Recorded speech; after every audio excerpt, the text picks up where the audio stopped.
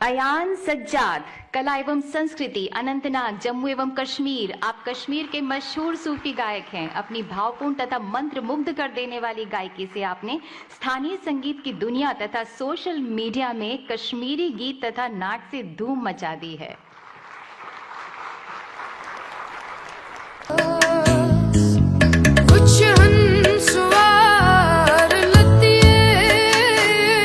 पाकिस्तान में लोगों के पास अवेयरनेस नहीं है, नॉलेज नहीं है, टीचर्स खुद कुछ नहीं पता, तो वो टीचर्स बच्चों को क्या पढ़ाएंगे, फिर बच्चे आपने आने वाली नस्ल को क्या पढ़ाएंगे। को पता है, इस तरह हमारी आने वाली नस्ल दर नस्ल टेढ़ी मेढ़ी होती जा रही है, ऐसा ही जहनी तौर पर टेढ़ी मेढ़ी। उनको कुछ पता ही नहीं है कि यार इनोवेशन हमारे पास नहीं है, टेक्नोलॉजी हमारे पास नहीं है, सोच हमारे पास नहीं है, कुछ करने का जज्बा कुछ भी नहीं है यार। ये लगता ही नहीं है कि ये एक मुल्क है, ऐसा लगता है जंगल में रह रहे हैं हम कुछ भी नहीं।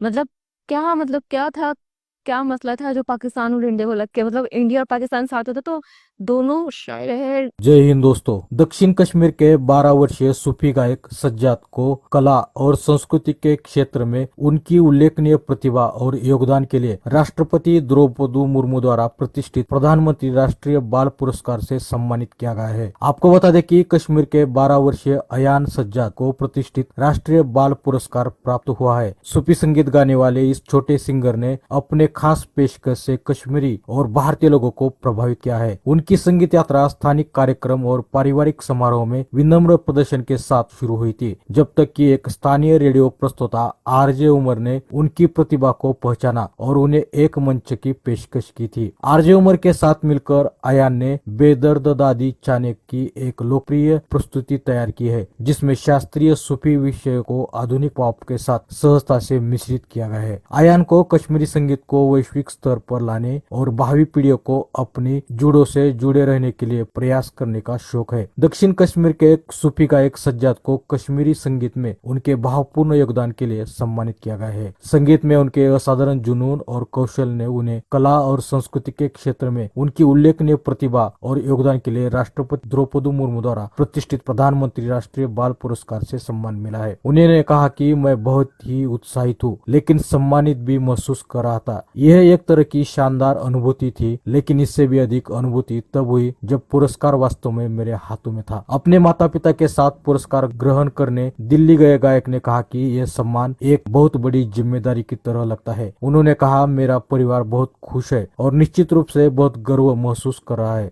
अनंतनाग के निवासी सज्जाद को कश्मीरी गीत बेदर्द दादी चाने से प्रसिद्धि मिली। यह गीत मूल रूप से कश्मीरी कवि शम्स फाकिर ने लिखा है। छोटे छोटे कार्यक्रम और स्टेज कार्यक्रमों में कम उम्र में ही गायन शुरू कर दी थी। इस उम्र में इनकी सोच, इनकी एजुकेशन, इनके कारनामे, मतलब मैं तो ये समझ रहा हूँ कि यार हमें कुछ पता ही नहीं है। बिल्कुल हम यहाँ पे तो ऐसा समझ लो कि 20 साल 25 साल की कोई लड़की है, लड़का है, वो अपनी जिंदगी में इस तरह मस्त है, इस तरह से वो है कि जैसे जो ऐसी ही जिंदगी गुजरती है। इन लोग मिलकर मतलब एक ही होता और डेवलप होता, मतलब बहुत बड़ा होता। छोटी छोटी बच्चियां उनकी बातें सुन रही थी, मैं तो है वो जो वीर थी, बासूर थी, वो मतलब वो स्पेशल थी यार। और उसकी सोच, उसकी इंग्लिश, उसकी बातें करना, उसका कॉन्फिडेंस थी जी। और वो छोटा सा बच्चा स्विमिंग कर नहीं करके और एक ने आग आग में बच्चों को, यार मतलब क्या इनकी सोच है यार। वो पहाड़ पे माउंटेन पे मतलब वो कह रही साइकिलिंग सब की। क्लाइमेट वगैरह सेव करना और वुमेन इन पावर के हवाले से।